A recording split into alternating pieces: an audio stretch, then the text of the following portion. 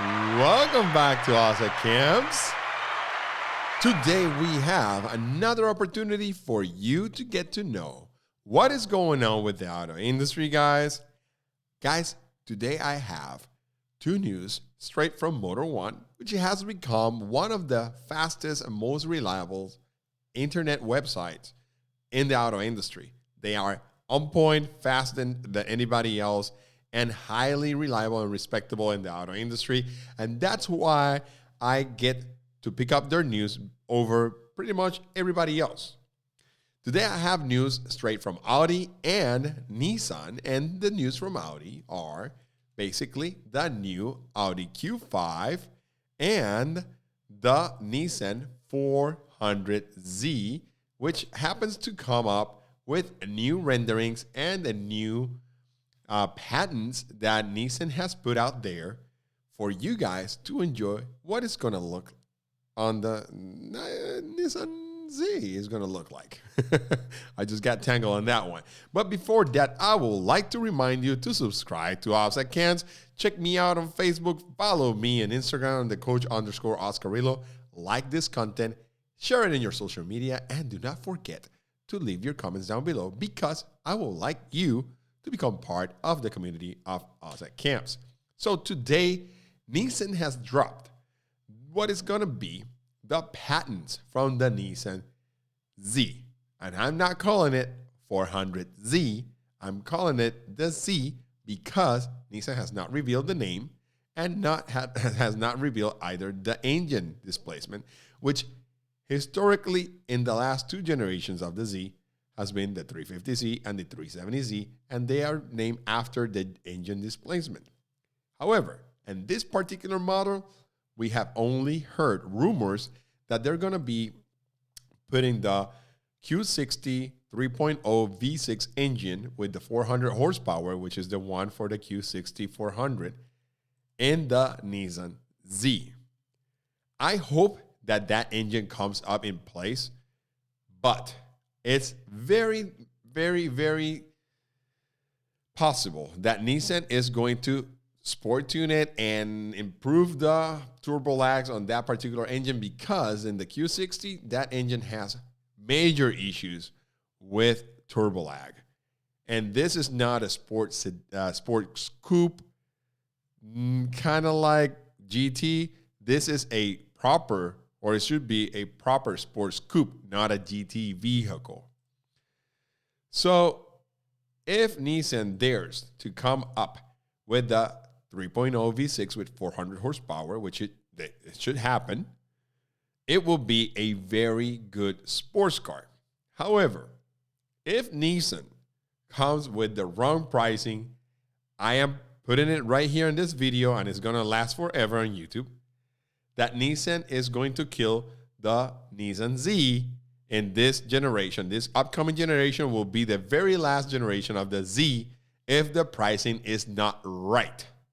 And what I mean with that, guys, is that Toyota killed the Supra in this generation. The Supra is not going to come again. Put it here. Like, find this video in the future and put it out there that Oz Garcia said that the Supra is dying after this generation. Supra is not coming again. Too expensive, too out there, and people are not buying it. It's a BMW Z4 Coupe. And if Nissan makes the same mistake with this particular vehicle, this is going to be the last one in the auto industry from the Nissan Z, at least for the United States.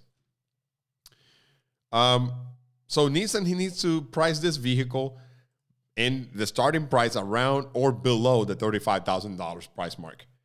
If they go above that as a base price, this is not going to last long. This is going to be their last generation, especially when you have vehicles like the Mazda Miata or MX-5, which is highly engaging vehicle. And you also have the Toyo Barus, the GR86, which is coming soon, and the BRC from Subaru that are already out there. And there are engaging vehicles, and for one thing or the other, have been priced around the price of the Z. Do you guys think that the Z has been pricely wrong against the Toyo Barus? I don't think so, because the C is a dinosaur. The actual 370C is a dinosaur from 2009. And yes, it has more horsepower. It's kind of different vehicle. It's more like sport oriented, but the lightweight sport vehicles like the BRZ and the GR86 and the Miata are vehicles that are highly recognizable. You can see them everywhere. They're very economical for the average buyer, and they're highly entertaining vehicles. You take them on the back road, and they're entertaining. You can take it on the track, and they're highly entertaining. So you cannot take a Z and price it at over $35,000 base price because it's going to be ridiculous. Nobody's going to buy it. And they need to sell it. And we need the Z to succeed in order to keep the car enthusiast world buying vehicles. Like right now, what do we have? Sports sedans or the actual sports cars are over $60,000 that nobody wants? Yeah, we all desire them, but we cannot buy them. That's the nature of the beast. The auto industry has lost the north in sports cars, and I think that if they keep pricing cars and making them bigger and more expensive, is a dying breed that is going to be inevitable, and we're going to end up with this type of vehicle. That is nothing wrong with it, but this is why these vehicles have been created. People still want sports cars and sports coupes and sports everything, and now the auto industry is bringing it to you in an SUV form, which it makes more sense, and it makes more practicality when you're buying that, when you're signing that contract to buy that vehicle. This is what you want. Because if you try to pay $50,000 for this, you can sit two people. It's going to last you until you get married and have kids. Then you buy and change it for something like this, which is going to be priced in the same price to begin with. So 2021 Audi Q5 Sportsback is priced around $47,000 and SQ5 and 56 100. And what is special about the Q5 in this time? Well, that is addressed to the people who are looking for a sports coupe, but they want the practicality of an SUV. And that's why this vehicle needs to succeed, because otherwise, these are going to be our new sports cars for the masses. And now, the argument is out there, this over this as a brand new car at $40-some thousand. This looks really good.